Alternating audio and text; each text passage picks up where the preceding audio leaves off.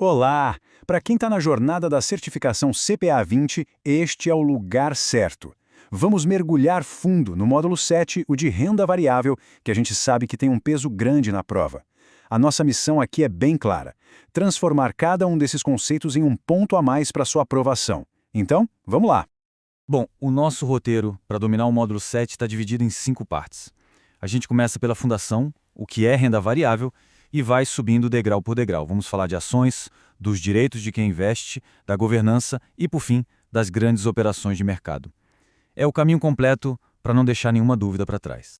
Certo, vamos ao que interessa. Seção 1. Afinal, o que é renda variável? Olha, entender isso aqui direito é a base para não escorregar em mais nenhuma outra questão desse módulo. É o alicerce de tudo.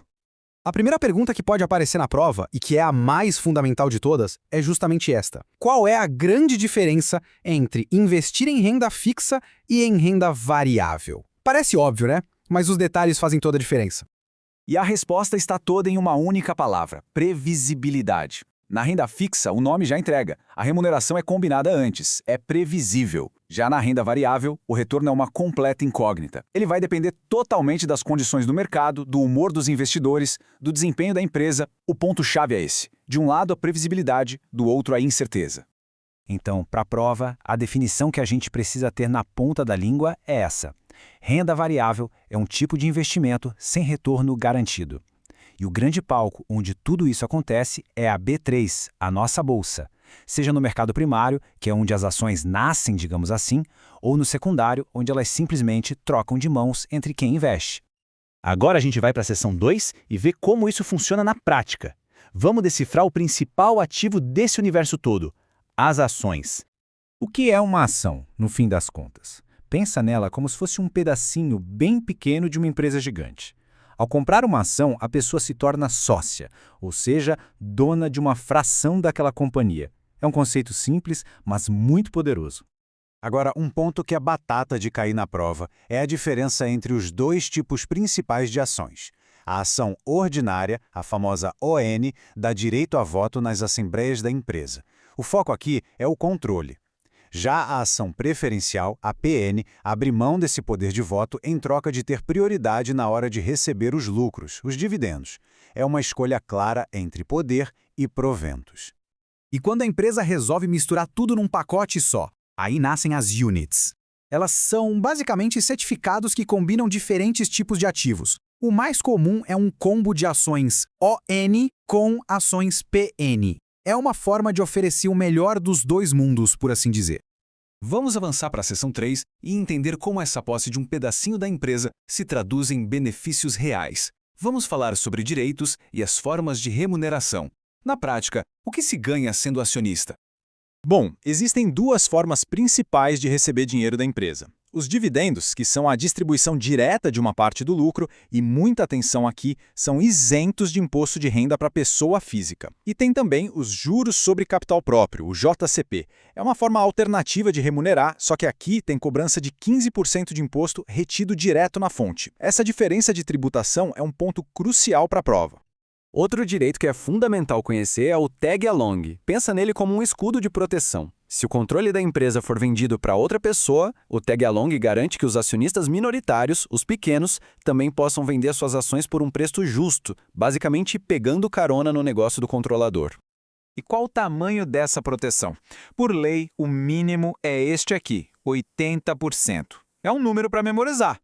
Mas, nas empresas com a melhor governança, as do chamado novo mercado, a proteção é total, chega a 100%. Isso quer dizer que o minoritário recebe exatamente o mesmo valor por ação que o controlador. É o tratamento mais igualitário possível. E isso nos leva direto para a seção 4, governança e índices. Agora a gente vai entender as regras do jogo e os principais termômetros que medem a temperatura do mercado. Essa tabela aqui mostra de forma bem clara os diferentes níveis de governança da B3. E perceba como tudo que a gente viu até agora se conecta. O novo mercado, por exemplo, que é o nível mais alto, só permite ações ON e exige 100% de tag along. Já o nível 2 até permite ações PN, mas também garante o tag along de 100% para todas. São regras que aumentam a segurança de quem investe. E como é que a gente mede o desempenho geral do mercado? Através dos índices. O Ibovespa é o principal, mais famoso de todos, mas existem outros bem importantes como o IBRX50, focado nas empresas com mais negociação, o ISE, para quem se importa com sustentabilidade, e o ITAG, que reúne justamente as empresas com as melhores práticas de tag along. E só para não ter dúvida nenhuma sobre a importância do Ibovespa, dá uma olhada neste gráfico. Ele sozinho representa mais ou menos 80% de todo o volume de negociação da nossa bolsa. É por isso que quando a gente ouve no jornal "a bolsa subiu" ou "a bolsa caiu", estão falando na verdade do Ibovespa. Chegamos na nossa última sessão, a número 5, Operações de Mercado.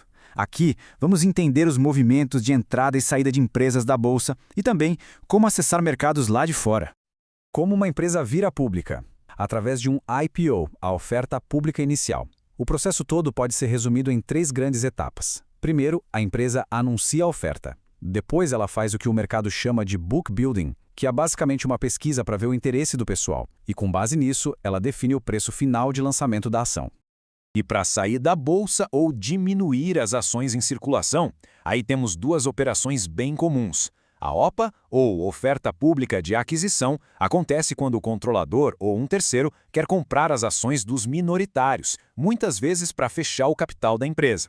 Já na recompra de ações, é a própria empresa que usa o dinheiro do caixa para comprar suas ações que estão no mercado. E se a ideia for investir em empresas estrangeiras sem precisar mandar dinheiro para fora? É para isso que existem os BDRs, os Brazilian Depository Receipts. São certificados negociados aqui na B3 que espelham as ações de empresas de outros países. E o conceito contrário existe lá nos Estados Unidos, são os ADRs, que permitem que o pessoal de lá invista em empresas daqui, por exemplo.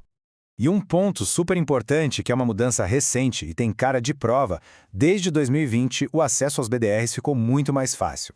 Qualquer investidor pessoa física pode comprar, não é mais algo restrito só a investidores qualificados. Isso abriu as portas do mercado global para todo mundo. E para a gente fechar, fica uma reflexão. Passamos por todos os pontos essenciais do módulo 7. Agora que as regras sobre ações, direitos e governança estão mais claras, a pergunta que fica é: como toda essa informação pode moldar uma estratégia de investimento? Qual é a relação real entre o nível de proteção que uma empresa oferece e o potencial de retorno dela? Fica aí o pensamento. Bons estudos e até a próxima. Módulo 7, Renda Variável. O que é a renda variável? É uma aplicação que não possui garantia de remuneração. Tipo de investimento cujo retorno não é previamente conhecido, variando conforme o desempenho do ativo. Onde são negociados os ativos da renda variável é na B3, na Bolsa de Valores, em mercado primário e secundário. Qual é a diferença da renda fixa e da renda variável? Na renda fixa a remuneração é previsível e na variável depende das condições de mercado. O que é uma ação? É a menor fração do capital social de uma empresa de capital aberto, representando a participação societária. Aí tem 2 tipos de ações, as ON e as PN. As ON são as ordinárias, que dão direito a voto, e as PN são as preferenciais, que têm prioridade em dividendos. Aí, o que são units? Pacotes que reúnem diferentes classes de ações. Exemplo, 1 ON e 2 PN. As units são literalmente pacotes, né? Então, por exemplo, você compra uma ação, você compra um pacote e dentro desse pacote tem uma ação ordinária e 2 ações preferenciais. Isso e aí você compra o conjunto inteiro, assim. Isso, qual que é o objetivo disso? Aumentar a atratividade no mercado das ações, misturando os direitos diferentes, né? Então você consegue ter direito a voto e prioridade a dividendos ao mesmo tempo. E também para dar mais liquidez. Porque às vezes a ação ordinária sozinha ela não é muito negociada. Então a empresa cria uma unit combinando as ordinárias preferenciais para facilitar a compra e a venda. A próxima questão fala sobre tag along. Antes de entrar exatamente nessa questão, primeiro, qual que é a diferença do acionista minoritário para o acionista controlador? O acionista minoritário, ele não tem controle da empresa. E o acionista controlador é quem manda na empresa. Aí, o que é o tag along? É o direito do acionista minoritário receber pelo menos 80% do valor pago ao controlador em caso de venda de controle. Então, por exemplo, o controlador, ele vende o controle por R$100 por ação. Se você é acionista minoritário e tem o direito de tag along, que é uma proteção aos investidores, aos acionistas minoritários, na lei geral você recebe 80%, então você receberia R$80, e na empresa de novo mercado você receberá R$100, né, que seria 100%. Então, a outra dúvida aqui é, qual é o tag along no novo mercado? É 100% do valor pago ao controlador. Aí, o que é dividendo? Parcela do lucro distribuída aos acionistas, ela é isenta de IR, Imposto de Renda para as Pessoas Físicas no Brasil. E o que é o JCP? É o Juro sobre Capital Próprio. É uma outra forma de remunerar os acionistas, só que é uma remuneração dedutível ao lucro tributável da empresa. O que é isso? É uma remuneração que, ao invés do dividendo, que é isento de imposto de renda, o JCP ele entra o IR e é pago um IR de 15% na fonte. A próxima questão é: o que é governança corporativa? É o conjunto de práticas que aumentam a transparência e proteção aos acionistas. Aí, quais que são os níveis de governança na B3?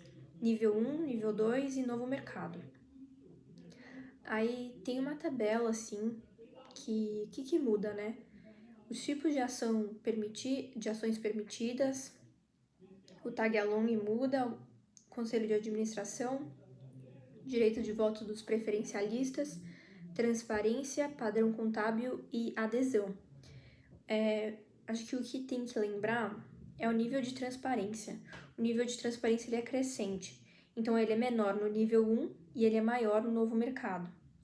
Então, né, o nível 1 é transparência boa, nível 2 maior e nível 3 a transparência é máxima.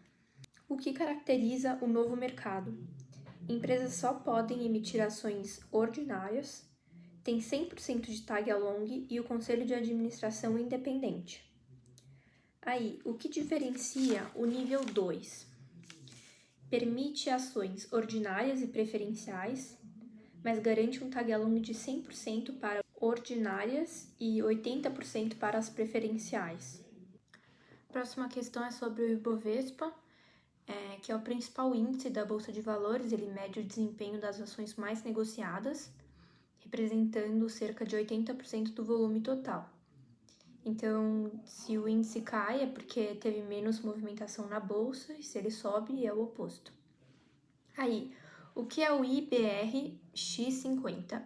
É o índice que acompanha as 50 ações mais líquidas da bolsa. Aí é interessante também lembrar que o Ibovespa é o benchmark para os fundos e carteiras de investimento, né? Benchmark é a referência que se pega para você ter uma noção, né? Ter como base para você ver algum outro tipo de investimento. Então, o IBRX50, né, o Índice Brasil 50, é o índice de ações da Bolsa de Valores que mede o desempenho das 50 ações mais líquidas, ou seja, as mais negociadas do mercado brasileiro. É como se fosse uma Ibovespa, só que mais enxuta. A peneira do Ibovespa, focada nas empresas com maior volume de negociação e relevância. Aí, o que é o ISE, que é Índice de Sustentabilidade Empresarial? É aquele índice que mede o desempenho das empresas com boas práticas ESG. Então, por exemplo, a Ambipar, que é uma ação que está todo mundo falando agora, estava nesse índice, porque, né, tem a ver com sustentabilidade. Aí a próxima questão, o que é o ITAG? ITAG.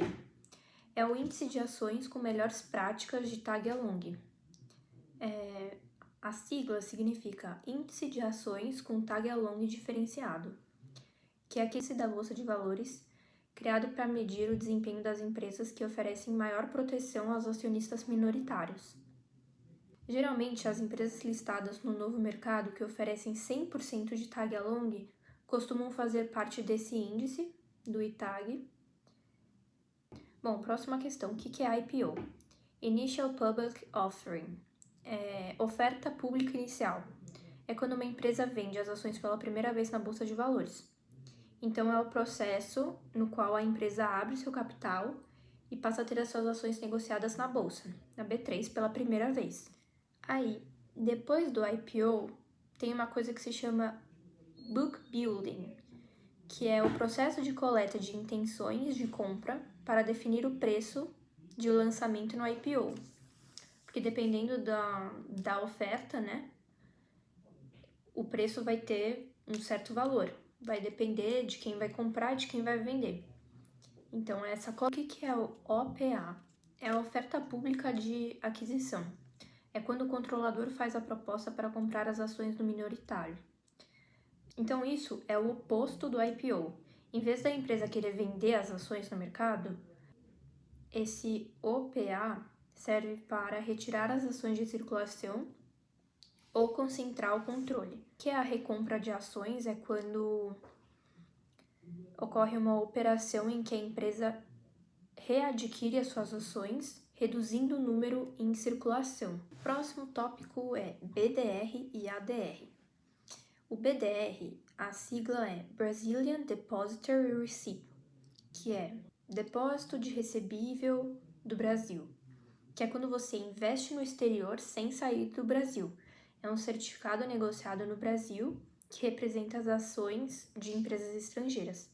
E o ADR é o oposto, é o American Depositary Receipt, que é um certificado negociado nos Estados Unidos que representa as ações de empresas estrangeiras. Então, para resumir, o BDR é o papel estrangeiro negociado no Brasil, como Apple, Amazon e Tesla, e o ADR é o papel brasileiro negociado no exterior, como Petrobras, Vale e Ambev. Quem pode investir em BDRs não patrocinados? Desde 2020, qualquer investidor pessoa física independentemente do patrimônio. Então, resumindo essa aula que foi de renda variável, a gente viu 12 tópicos diferentes, né?